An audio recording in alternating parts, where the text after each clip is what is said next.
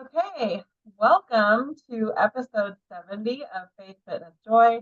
My name is Rochelle Renee, and I am so excited to welcome my dear friend, Kayla McMahan, today.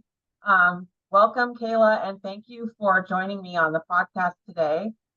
So today, I wanted to invite Kayla. I met Kayla in the Psychic Academy that we both went through together with our common mentor, Louise Jones.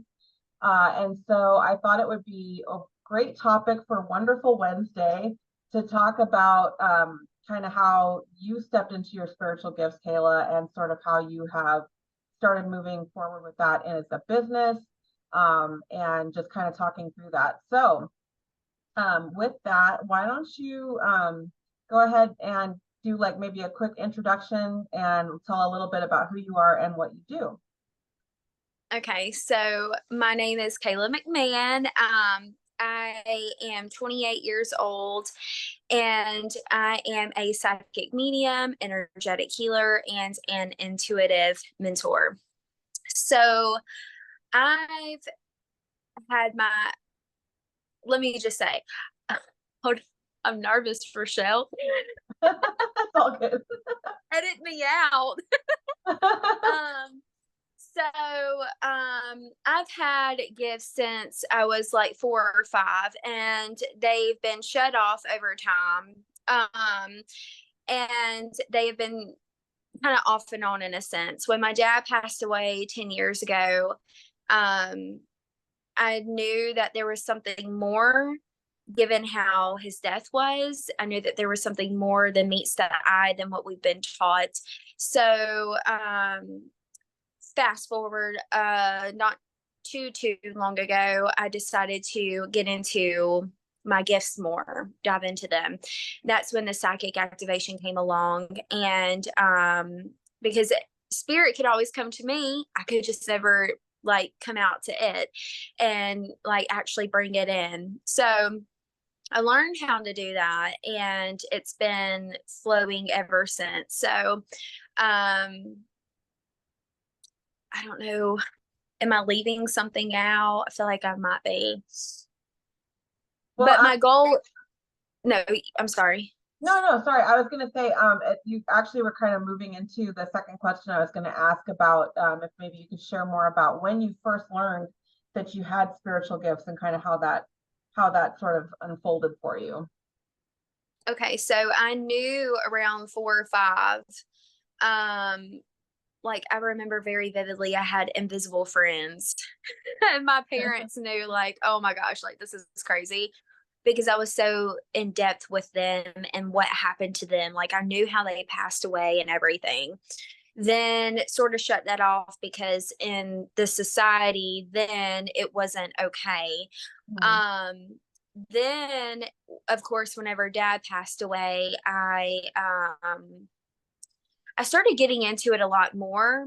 And then I sort of shut it off because I didn't know like what I was really getting myself into. I just knew like I wanted to heal and help others. Then after getting into the psychic academy, I really started to open myself, kind of like a little lotus flower, how it just like blossoms. I love that. Um and it's been on ever since. Awesome. So then, yeah, so as I mentioned, we met in the Psychic Academy together. And I know for me, I mean, sometimes I look back on that and I'm still kind of surprised at myself, given where I was at the time that I went into the Psychic Academy. Yes. Because at that time I was really like in the doctrine of religion, and I still consider myself Christian in the sense that, you know, I love Jesus and I believe in God and Jesus. But I think as I've learned more and moved further into this, I've kind of stepped away from that aspect of things. That's a whole Mm-hmm. other conversation for another time. But um, I guess what my question would be is kind of how maybe what you were feeling as you stepped into that and how you worked through that and kind of decided to go into the Psychic Academy. That's a really good question. Um, so how I was feeling, of course, I knew that there was something more than what we've been taught in organized religion, is what I'd like to call. Um, I still believe in God.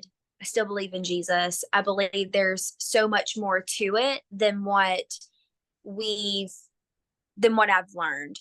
I'll just say that. But I feel like where I was is like I want to know what's more out there. I want to know, like, I want to see how close I can get to that thing, and into knowing. And so a lot of the ego has shed, still shedding, because there's so much. Um, but that's another conversation for another time.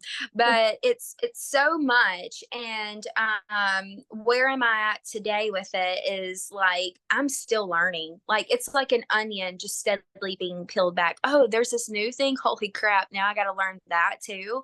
Not that it's a bad thing, but it's like, whoa, there's like so much more to all of this than actually what meets the eye. So it's really interesting from how it started to how it is now. When I tell you, when I started channeling, like doing mediumship and all, I was like, holy smokes, this is insane.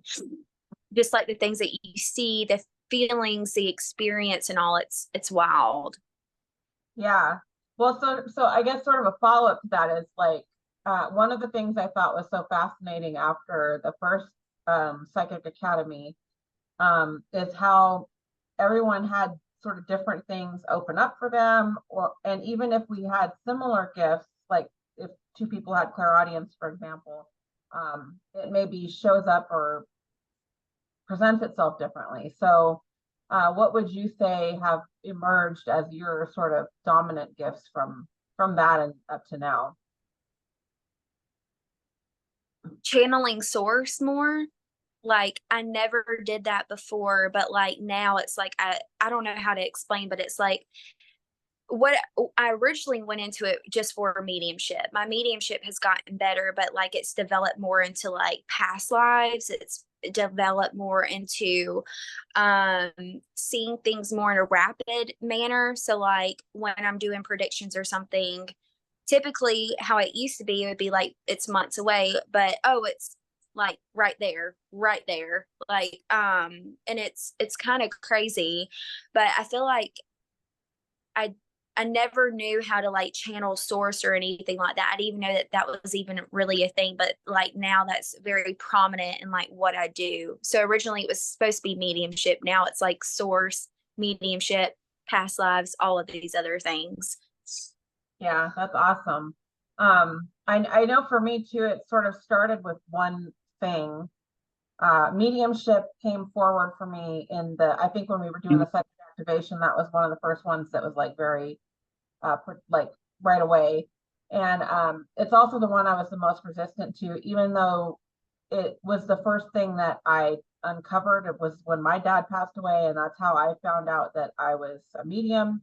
And I don't know what I thought, like I kind of just didn't do anything with it for a long time. And but anyway, so and then it, like you're kind of describing, like over time it evolves, and each of the gifts either change or they kind of manifest and present themselves differently. Yeah. Um, and so the channeling God, I think, is another really interesting thing, because that started to come to me and happen for me early on, and I think No that, way. So mediumship was early on for me, and source is like the second for me, and it's like the opposite for you.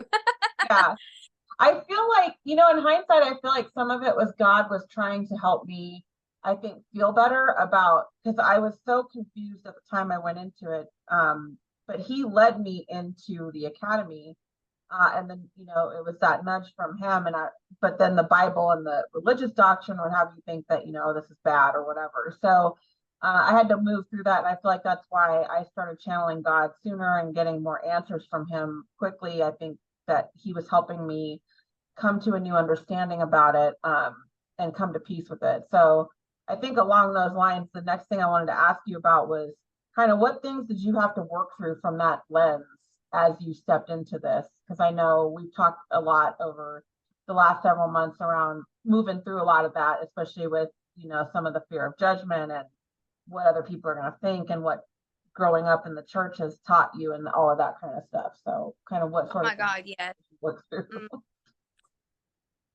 I had to move through being seen and the judgment that comes with that, because the way that I guess have been brought up, the way my family is, it's, very tunnel vision in a sense, where it's like, if you're not on the same route as us or the same like road, like get off, you're either with us or without us. So I had to really overcome that. Still sort of am in a sense. I had to, like, it was really hard to to digest all of the new of what I'm seeing and what I've been taught, and trying to rewire that. I mean, that's a beast within itself. So I'm still, rewiring all of that, but it's it's also too where I'm not looking for God so much externally. He's more within internally. So that's been a huge game changer for me, because it's like I am the creator, I am the creation. So that's been really big for me. But my biggest thing, my biggest hurdle that I really had to go through whenever I first started my stuff was actually being seen. Are people going to think I'm crazy? Are people going to think like I'm some woo woo crazy chick or something? And some have. I think that just comes with the work though.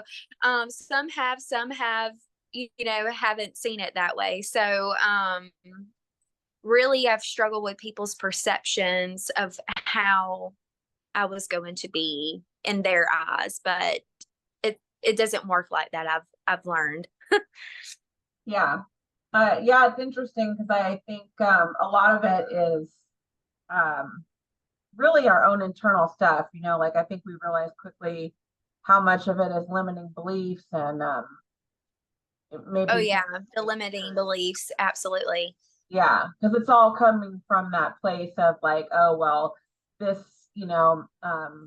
religion says this is bad or whatever, Yeah, and you start to worry about what people are going to think. But I found a lot of people are either quiet or they're more open to it than I might have thought they would be. And I don't know if that's the I've seen, time we're in too, because I mean, what are your thoughts about that? Because it feels like we're in a time and a space right now as a whole global population where a lot of people are starting to tap into this more and waking up more to this truth of that God is actually within us and we don't have to look outside of ourselves, and we have more power than we have been led to believe over what religion would have us think over growing up and all of that. yeah, I feel like people are really awakening to that. People, like, there's others that call it the new, what is it? The new earth. The new, yeah, the new religion or something like that. I don't know, 21st religion or something.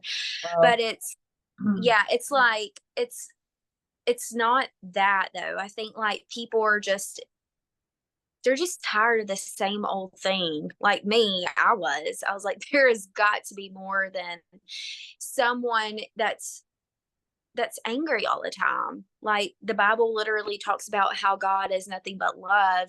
You go to church, you hear that. And it's like, God is love. That's nothing. I mean, nothing else. He's love.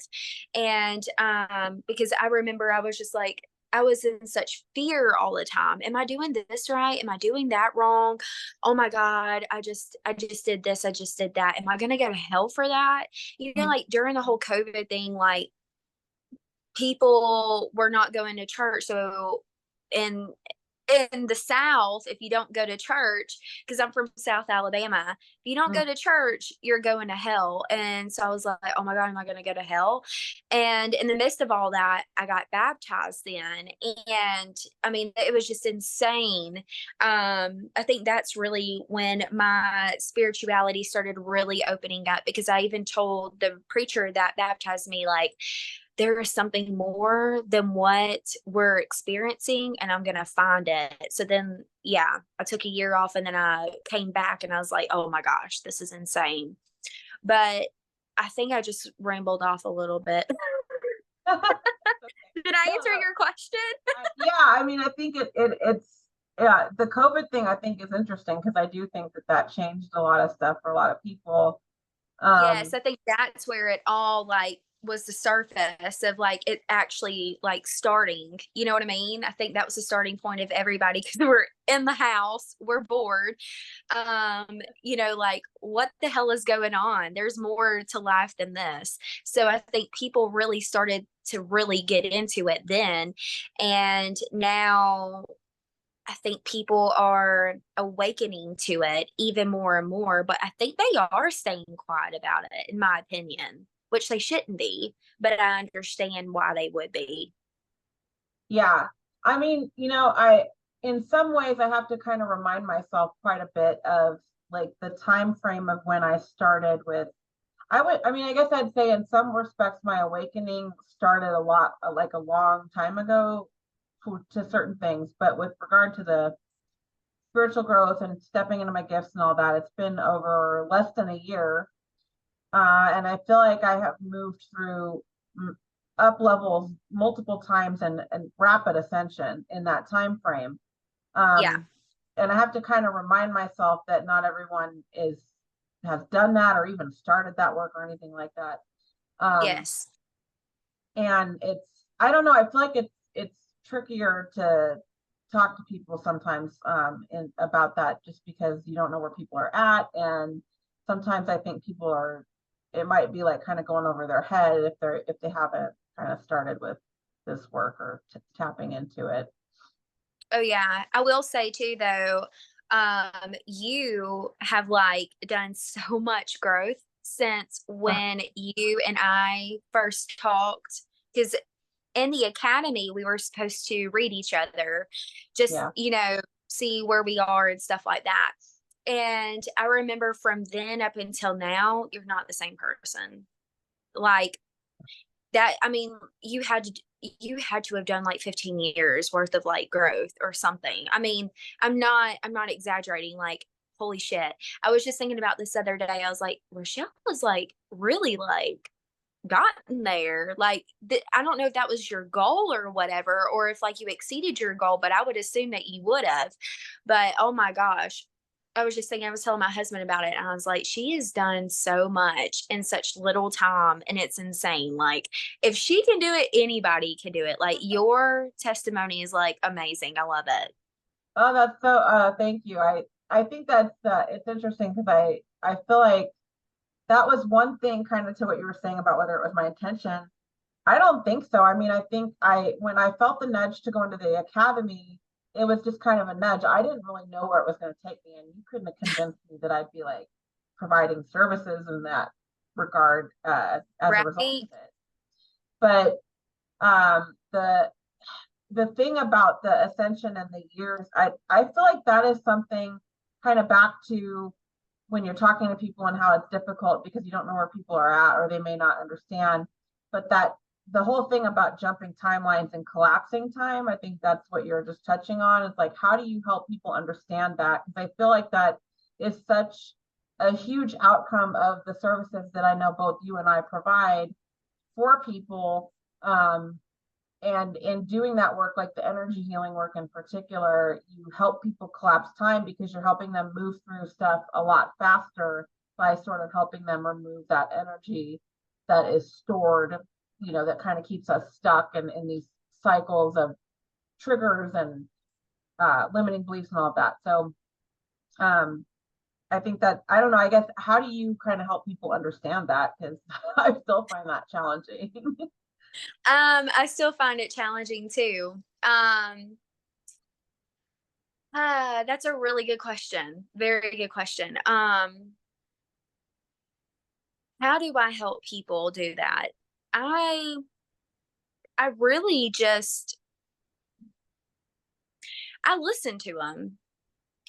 Like, what are your hesitancies? What's throwing you off? What about this? makes you nervous? And I just listen to them and help them navigate through like what it is that makes them afraid. What is it that makes them feel like it's not possible for them or something like that. Um, I think a lot of people, we just need like a listening ear and to feel validated in some way, shape, or form. Yeah. And and I think I just provide the space. I hold space for others to just like come to me and to talk to me about like what it is, their hurdles and stuff like that to get past. But when they're talking about like I have a client right now where she was actually raised in Catholic. And from my understanding now, I was Baptist.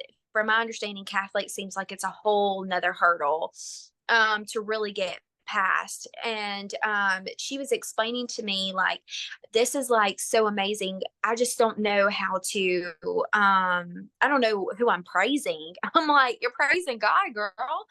But she's like, it just, and I remember I struggle with this too. It's like, okay, well, this is the universe. What is the universe again? This is God. Okay, so what?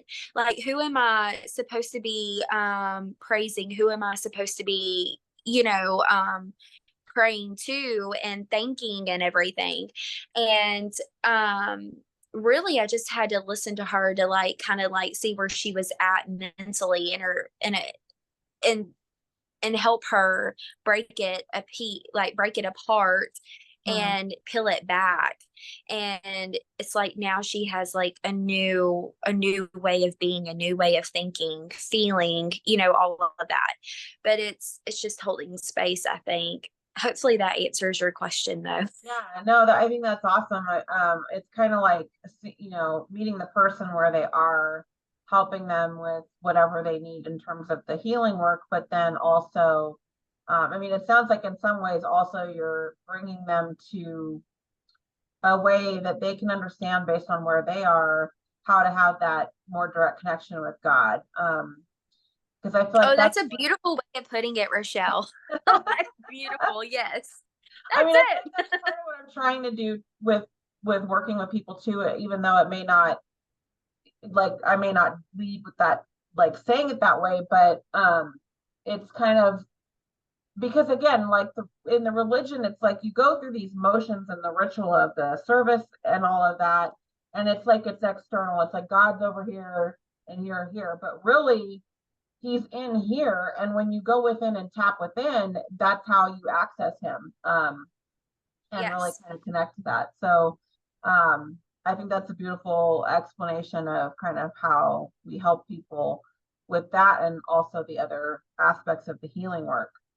So then I guess kind of my last question is around what it looks like for you when you do this work, and what are kind of your main services, and what do you like generally kind of help your clients with? Oh, so I think my favorite part is the whole prediction. I Oh, so literally you're have good at some of that. predictions. I mean, oh my Yeah, goodness. I love it. I love it. But who I really like to help is people that are ready to take leaps of faith. I mean, we're not talking like small, we're talking major, because I took leaps of faith, major leaps of faith. I quit my corporate job to do this with no evidence. Mind you, we just opened up two businesses, including Blissful Connections and my husband's that I co own. And we took major leaps of faith within like a few months of me quitting corporate, quitting corporate, going into that. No evidence that it's going to work. Um, no clients for me, but some clients for him. And it was like, whoa. So that's who I really that's like my sweet spot, but I really love to help people transform